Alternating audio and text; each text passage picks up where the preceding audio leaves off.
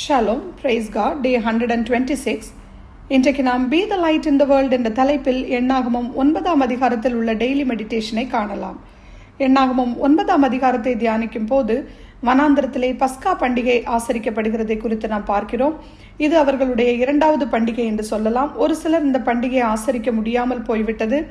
ஏனெனில் இறந்த பிரேதங்களை தொட்டதால் தீட்டான மக்கள் பண்டிகையை ஆசரிக்க முடியாமல் ஒதுக்கப்பட்டிருந்தார்கள். அதனால அவங்க மோசே ஆரோனிடம் போய் முறையிடுகிறதை நாம் பார்க்கிறோம். அதனால அவங்க கர்த்தரிடத்தில் கேட்டு அவங்க பதில் அவங்களுக்கு கொடுக்கறாங்க. அது 1 மாதத்திற்கு பின்னாக அவங்க அந்த பஸ்காவை ஆசரிக்கலாம் என்று கர்த்தர் குறிப்பிடுகிறதை அவங்களுக்கு சொல்றாங்க. ஸோ இங்கு பார்த்தால் எந்த ஒரு முடிவும் மோசே தன் இஷ்டப்படி எடுக்கவில்லை. எல்லாமே கர்த்தரிடத்தில் கேட்டு அந்த காரியத்தை ஜனங்களுக்கு சொல்லுகிறதை நாம் பார்க்கலாம். ஸோ நாமும் இதுபோல் எல்லா காரியங்களிலேயும் கர்த்தருடைய ஆலோசனையை கேட்டு செயல்படுவோம். எண்ணாகமம் 9வது அதிகாரம் verse 15 முதல் உள்ள பகுதியை நாம் வாசிக்கும் போது இஸ்ரவேல் ஜனங்களை தேவன் எப்படி வழி நடத்தினார் என்று பார்க்கிறோம். பயணம் செய்ய மேக ஸ்தம்பம், அக்கினி ஸ்தம்பம் ஆண்டவரால் கொடுக்கப்படுகிறதை காண்கிறோம். கர்த்தருடைய பிரசன்னம் அங்கே இருந்ததை பார்க்கிறோம். தேவன் அவர்கள் மத்தியில் பிரசன்னமாய் இருந்து அவர்களை வழி நடத்தினார் என்பதை நாம் வாசிக்கிறோம். மேக ஸ்தம்பம் கூடாரத்தை விட்டு எழும்பும் போது இஸ்ரவேல் மக்கள் பயணம் செய்தார்கள். மேகம் வாசஸ்தலத்தில் தங்கியிருந்த நாள் பாளையத்தில் தங்கினார்கள். மேகத்தின் வாயிலாக கொடுக்கப்படும் கர்த்தரின் கட்டளைப்படியே பாளையம் இறங்குவார்கள் அல்லது முன் செல்வார்கள். பாருங்கள், எத்தனை ஆச்சரியம்! லட்சக்கணக்கான மக்கள் தேவனுடைய வழி நடத்துதலுக்கு தங்களை அர்ப்பணித்திருந்தார்கள். இன்று நாம் சிந்திப்போம், நாம் யாரால் வழி நடத்தப்படுகிறோம்? தேவனுடைய பிரசன்னம் என்னை வழி நடத்துகிறதா?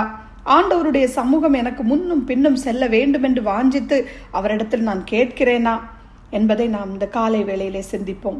எண்ணாகமம் 9வது அதிகாரம் 23வது வசனத்தை வாசிக்கும் போது கர்த்தருடைய கட்டளையின்படியே பாளையம் இறங்குவார்கள், கர்த்தருடைய கட்டளையின்படியே பிரயாணம் பண்ணுவார்கள், கர்த்தர் மோசையை கொண்டு கட்டளையிடுகிறபடியே கர்த்தருடைய காவலை காத்துக்கொள்வார்கள். இந்த வசனத்தின் மூலமாக God who is in control knows when person should move or stand still. He is sitting above all life, watching how things are moving and is coordinating things to move in light of eternity. So do not allow yourself to rely upon your own wisdom or the wisdom of this world. எப்பவுமே வேர்ல்ட பார்த்தா நம்ம கீழே விழுந்துருவோம். It will cause an accident and great harm. So it will get you off the path of God. So obedience to God's commands will keep one safe on the journey through this life.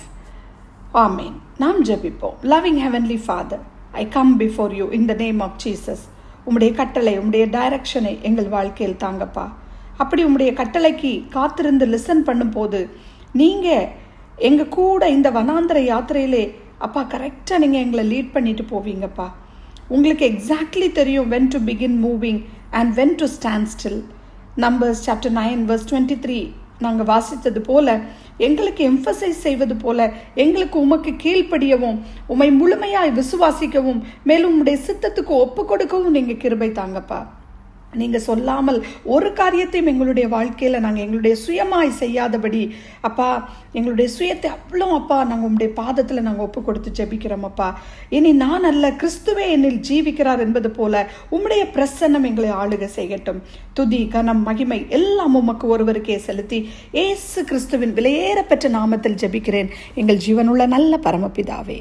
Amen.